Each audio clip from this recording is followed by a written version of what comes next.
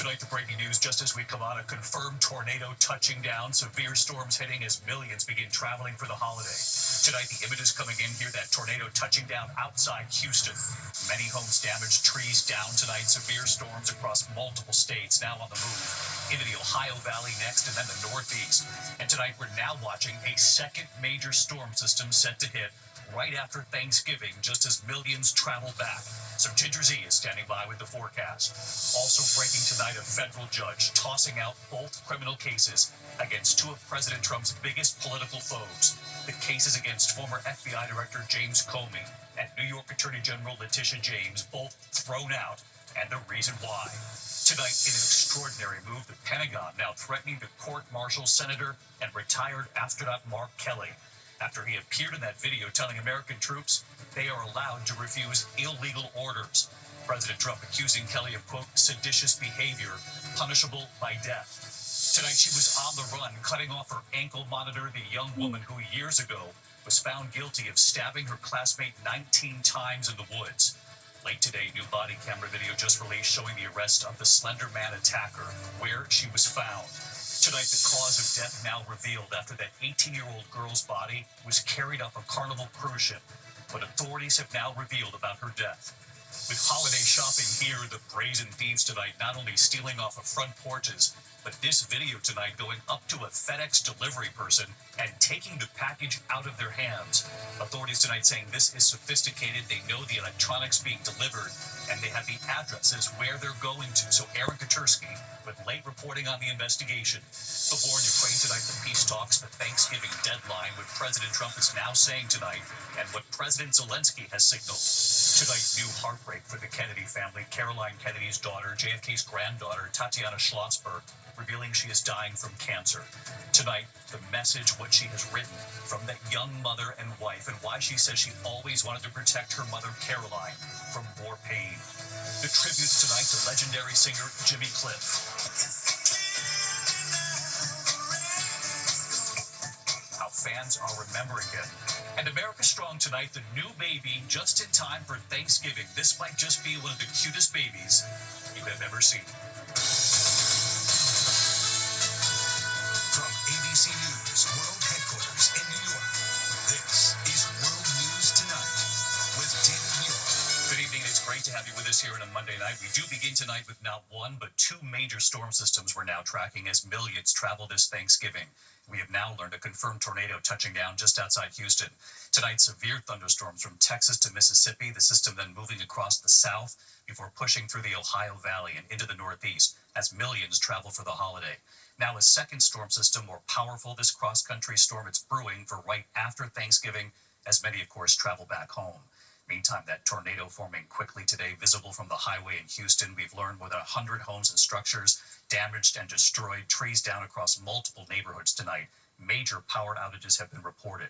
Airports already reporting delays and cancellations across the south, and authorities tonight warning as the system moves, those delays could expand to other cities. Ginger Z is standing by with the forecast, and Gio Benitez with the images already coming in tonight. Tonight, a powerful line of storms slamming multiple states in the south. That's crazy. Just as the record-breaking holiday travel season kicks off, multiple reports of tornadoes touching down north of Houston. If you've got loved ones in this part of Harris County, give them a call, check in on them. In the storm's wake, sheet metal wrapped around utility poles. This home's roof ripped apart. Doug Simmons lives nearby. Started to hear things tilt the house, and that's when I got concerned, and I called my son downstairs. No injuries reported, but severe weather causing hundreds of delays and cancellations at airports in Houston and Dallas. Across the country, the TSA expects to screen nearly 18 million people in the coming days. Tomorrow and Sunday could be the busiest days for air travel. Today, we went inside the United Airlines Station Operations Center at Newark Airport. They tell me people were eager to fly after the longest government shutdown in history. Right after the shutdown finished, our bookings increased 15%. This man on his way to Florida, flying early to avoid potential disruptions. No delay, and coming in pretty smooth, but it's not Tuesday or Wednesday yet, so that's why I'm flying today. And David, as you mentioned, there are already delays and cancellations in the south as those storms move east. And of course, there are more delays possible throughout the week, David. Let's get more on this. Gio Benitez leading us off. Gio, thank you. Let's get right to Chief Meteorologist Ginger Z with the all-important Thanksgiving week forecast. Hi, Ginger. right, David, we still have about 90 minutes left in this tornado watch. That includes Houston. It goes up to Lufkin. If you're traveling I-20 between Longview and Shreveport, Louisiana, you've got to watch out. Now, these, just because they aren't going to be tornadoes, could still be severe overnight. Meridian, Mississippi tomorrow, Tuscaloosa and Birmingham, Alabama, also right there in the zone. Heavy rains for I-64 or 75 in the Mid-South. You see Louisville highlighted there. That could impact travel. Speaking of, rain from Pittsburgh to Philadelphia, New York City tomorrow afternoon. It's not going to be anything too heavy, but we'll see snow on the backside of this and a lot of cold air. That's where Minneapolis transitions. Wednesday morning, you start to see it move through Wisconsin, and then the scattered showers are still around the east, but they're pretty spread out. Real quickly, I do have to tell you that the lake effect snow is the big thing on Thursday, and then as we get through the weekend, Saturday, there could be snow in Chicago, and on Sunday, the earlier you leave, if you're traveling I-95, David, the better, because rain moves in from west to east. Yeah, and that could potentially be even bigger than this first storm system, Ginger Z, or thanks to you tonight as well. Tonight, a federal judge throwing out both criminal cases against two of President Trump's biggest political foes. The cases against former FBI Director James Comey and New York Attorney General Letitia James have both been tossed out. And tonight here, the reason why. Here's our Chief Justice Correspondent Pierre Thomas now. Tonight, a federal judge dismissing the Justice Department's cases against two of President Trump's political enemies, former FBI Director James Comey and New York Attorney General Letitia James, ruling the president's hand-picked prosecutor, who oversaw both cases, had no lawful authority to present the indictments. I'm grateful that the court ended the case against me, which was a prosecution based on malevolence and incompetence. James saying, "I remain fearless in the face of these baseless charges as I continue fighting for New Yorkers." Judge Cameron Curry finding the prosecutor Lindsay Halligan was not an attorney authorized by law to conduct grand jury proceedings. Halligan, an insurance lawyer who had never prosecuted a criminal case, was a White House aide when Trump named her acting U.S. attorney to, quote, get things moving, after he publicly urged Attorney General Pam Bondi to go after Comey and James. We have to act fast. Halligan took over after Trump forced out her predecessor,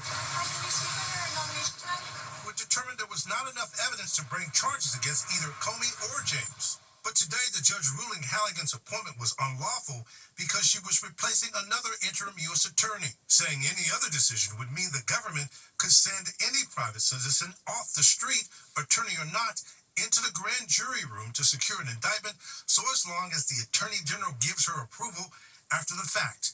That cannot be the law. We'll be taking all available legal action, including an immediate appeal. Comey says the stakes couldn't be higher. The message has to be sent that the President of the United States cannot use the Department of Justice to target his political enemies. You have to see that as fundamentally un-American and a threat to the rule of law that keeps all of us free.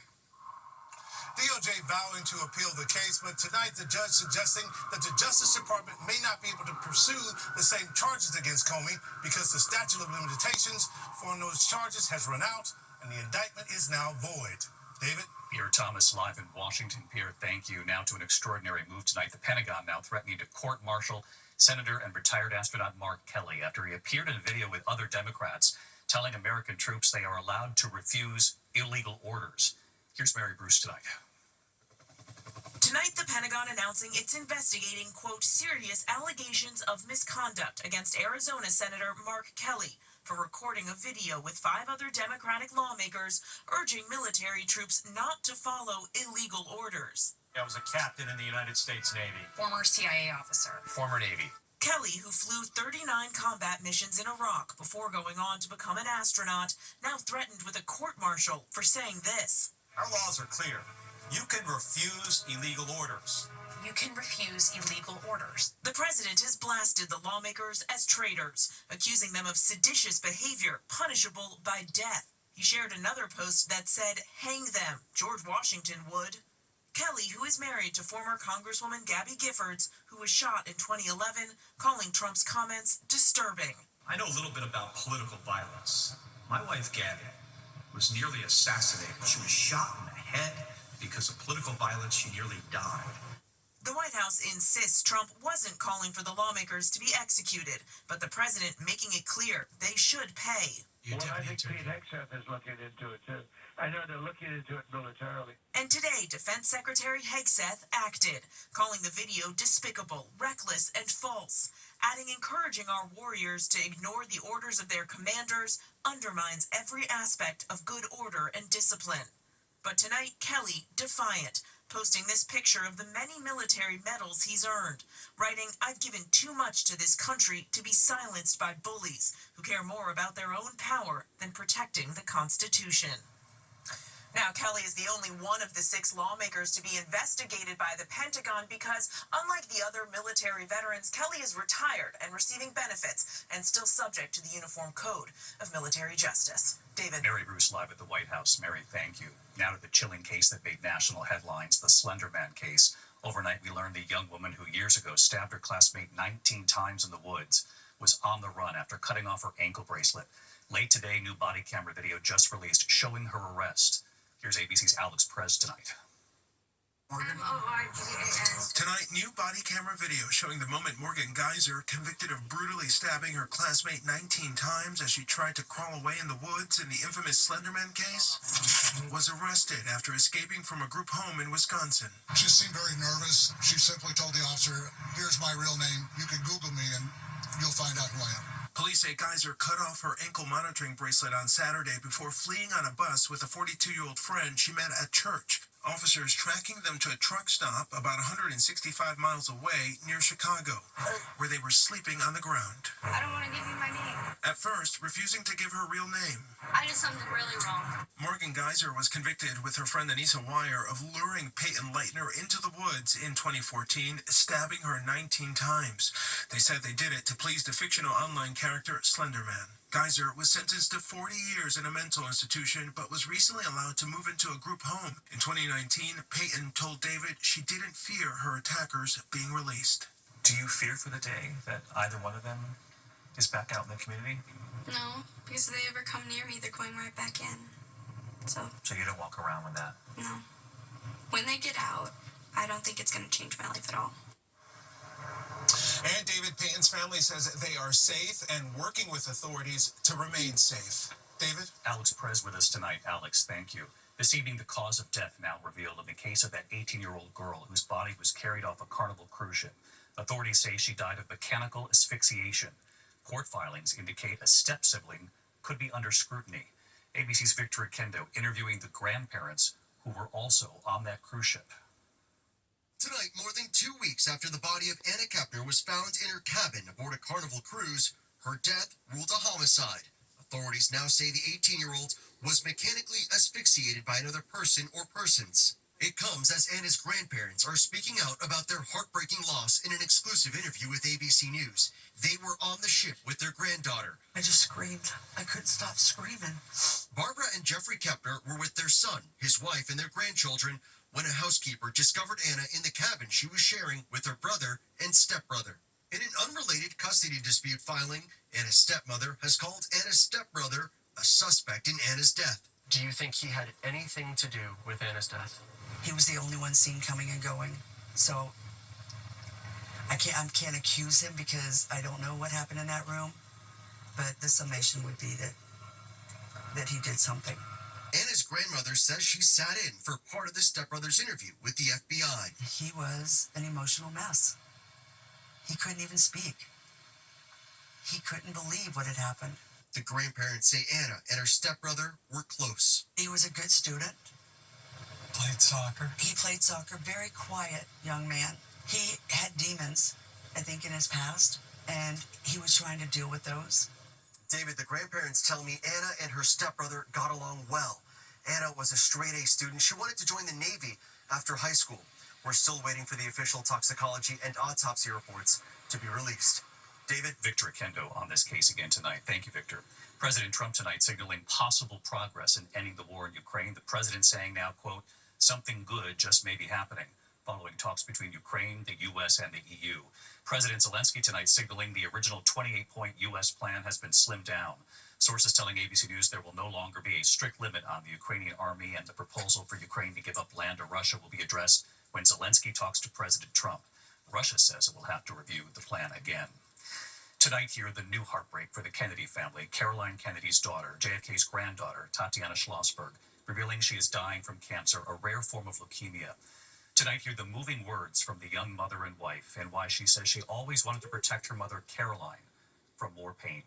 Here's Rhiannon Alley. Tonight, Caroline Kennedy's daughter revealing heartbreak has hit the Kennedy family again. In her own devastating words, Tatiana Schlossberg, an environmental journalist, wife, and mother, writing that she is dying of a rare form of leukemia. Schlossberg is just 35, writing in the New Yorker, "My first thought was that this couldn't be happening to me, to my family." Grappling with her own mother, Caroline Kennedy's unimaginable pain during a lifetime of challenge. Caroline's father, President John F. Kennedy, assassinated when Caroline was just 5 years old. 5 years later, her uncle, Robert F. Kennedy, assassinated too. And then Caroline's younger brother, JFK Jr., along with his wife, Carolyn Bessette Kennedy, killed in 1999 when the small plane JFK was piloting crashed in foggy weather off Martha's Vineyard. For my whole life, Schlossberg writes, I've tried to be good, to be a good student and a good sister and a good daughter, and to protect my mother and never make her upset or angry. Now I've added a new tragedy to her life, to her family's life, and there's nothing I can do to stop it. As the 35-year-old now works through her own heartbreak, a young mother herself, 2 young children, she writes, my son might have a few memories, but of her daughter, I don't know who really she thinks I am and whether she will feel or remember when I am gone that I am her mother. David, Tatiana said her sister Rose and her brother Jack both tried to be donors, thanking her husband George and the rest of her family for being by her side and for coming together to raise her children. David? Her incredibly brave words. So many people reading those words this weekend. Rhiannon, thank you. When we come back here with holiday shopping now here, authorities tonight on this newest scam, the brazen thieves. Take a look at this, not only stealing off of front porches, but now right from the hands of a FedEx delivery person. Apparently these thieves know the electronics they're stealing and they know the addresses. That's why they're showing up. We'll have more in just a moment. Also, the urgent search for a high school football coach, an undefeated season. He's now been missing for days. The active investigation underway tonight. And the new baby just in time for Thanksgiving. Look at this. This just might be one of the cutest babies you have ever seen. The message they have just sent in tonight from this American zoo. You have to see this in a moment. Tonight on Long Island, the thieves caught stealing deliveries, approaching a FedEx delivery man in broad daylight, ripping a package from his hands. Officials say at least 14 people were part of a sophisticated network of thefts on Long Island. The group has been stealing electronics. They say some of those electronics sent to these homes by the thieves, who then intercepted the packages. Tonight, the active search for a high school football coach in Wise County, Virginia. Travis Turner was last seen Thursday. Police using drones to try to find him. Turner, a coach at Union High School for 11 years. Currently in an undefeated season. No official word on what led to his disappearance. When we come back here tonight, remembering legendary singer Jimmy Cliff. I can see clearly now the rain is gone. And that new baby just in time for Thanksgiving in a moment. Tonight, celebrating reggae legend Jimmy Cliff.